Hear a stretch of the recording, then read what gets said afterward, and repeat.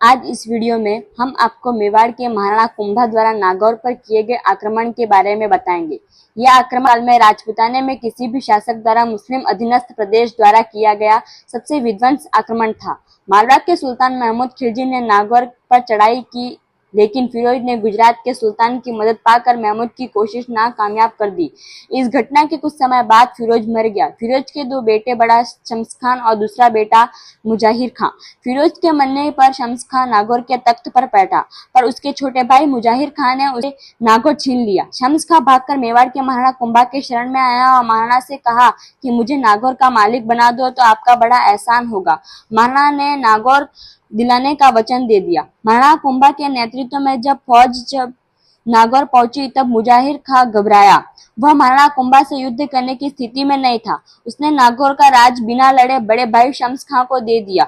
महाराणा कुंभा ने शम्स खां से कहा कि हमारी अधीनता स्वीकार करने के स्वरूप तुम्हें इस किले की एक बुरसत गिरानी होगी। इसकी मरम्मत तुम कभी नहीं कराओगे। रियासत काल में अक्सर एक शासक अपना प्रभाव दिखाता तो किले का एक हिस्सा गिरवा देता। उस गिराए हुए हिस्से की मरम्मत बिना उस शासक की अनुमति के नहीं करवाई जा सकती थी। महाराणा कुंभा बुर्ज गिरवाने का आदेश देकर वापस मेवाड़ लौट आए, लेकिन शम्स खां महाराणा के उपकारों को भूल गया। शम्स खां ने महाराणा की अधीनता स्वीकार करते हुए किले का एक अंश गिराने की बजाय उसे मजबूत करवाया। उसने नागौर में गौ हत्या करवाना शुरू कर दिया। महाराणा कुंभा बड़े क्रोधित हुए और उन्होंने 1556 ईस्वी में हजारों सैनिकों के साथ नागौर पर कूच किया। शम्स खां को अंदाजा नहीं कि महाराणा कुंभा उसे इस अपराध का क्या दंड देने वाले हैं। शम्स खां इतना शक्तिशाली नहीं था कि महाराणा कुंभा जैसे प्रबल शासक का सामना कर सके। इसलिए महाराणा के पहुंचने से पहले ही शम्स खां नागौर के किले को अपने अधिकारी को सौंपकर सभी परिवार सहित अहमदाबाद के सुल्तान कुतुबुद्दीन की शरण में चला गया।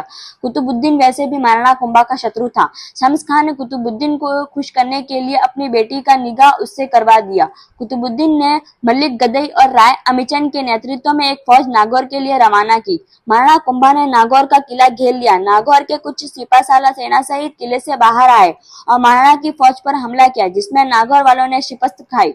इसके बाद गुजरात के सुल्तान की भेजी हुई फौज वहां पहुंची। महाराणा कुंभा ने इस फौज को भी करारी शिकस्त दी। महाराणा कुंभा का इस वजह का वर्णन फारसी तारीखों में भी लिखा मिलता है। फरीशन ने लिखा है कि मलिक गदई और राय अमीचंद और नागौर की फौज को राणा कुंभा ने करारी शिकस्त दी। इस लड़ाई में गुजरात के सैनिक मारे गए और भारी नुकसान हुआ। तारीख-ए-अफीम में भी महाराणा कुंभा की नागौर विजय का वर्णन मिलता है। महाराणा कुंभा का क्रोध केवल नागौर जीतकर शांत नहीं हुआ। महाराणा ने रौद्र रूप धारण किया और आदेश दिया कि नागौर में अपराध करने वालों की ऐसी दशा करो कि मालवा और गुजरात के सुल्तानों का हृदय कांप उठे। ग्रंथवीर विनोद में नागौर के मुसलमानों द्वारा गौ हत्या करवाना लिखा है, लेकिन इतिहासकार राम वल्लभ सोमा ने इस बात से इनकार करते हुए लिखते हैं कि नागौर में गौवध होना शंकास्पद है, क्योंकि शम्स खां ने जैन कृतियों में नागौर धार्मिक स्वाधीनता का उल्लेख है। परंतु हम सोमानी जी के इस कथन से सहमत नहीं है, क्योंकि कीर्तिस्तंभ प्रशस्ति में गायों में छुड़ाने की बात लिखी है। महाराणा कुंभा के संविधान में खुदवाई गई कीर्तिस्तंभ प्रशस्ति में लिखा है कि महाराणा कुंभा ने फिरोज शाह की बनवाई हुई मस्जिद जला दी, खाई को भरवा दिया, किले को तोड़ दिया, कई हाथी छीन लिए, युवतियों को कैद किया, यवनों को दंड दिया, यवनों से गायों को छुड़वाया, नागौर का गोचर बना दिया, पूरे नगर को मस्जिदों सहित जला दिया। शम्स खां के खजाने बिल्कुल 10 अच्छे नाम और गुजरात के सुल्तान उपहास का पात्र बना कर दिया। इस घटना के लगभग 100 वर्ष बाद लिखी गई तवारीख-ए-तबकात-ए-अकबरी में लिखा है कि राणा कुंभा ने नागौर में फसलों का नामो निशान नहीं छोड़ा। उसने वहां के मुसलमान को पूरी तरह से मिटा दिया। महाराणा कुंभा द्वारा नागौर में की गई एक भीषण कार्रवाई से मालवा और गुजरात सुल्तान अत्यंत क्रोधित हो गए और उन्होंने महाराणा कुंभा को पराजित करने के उद्देश्य से आपस में संधि कर दी।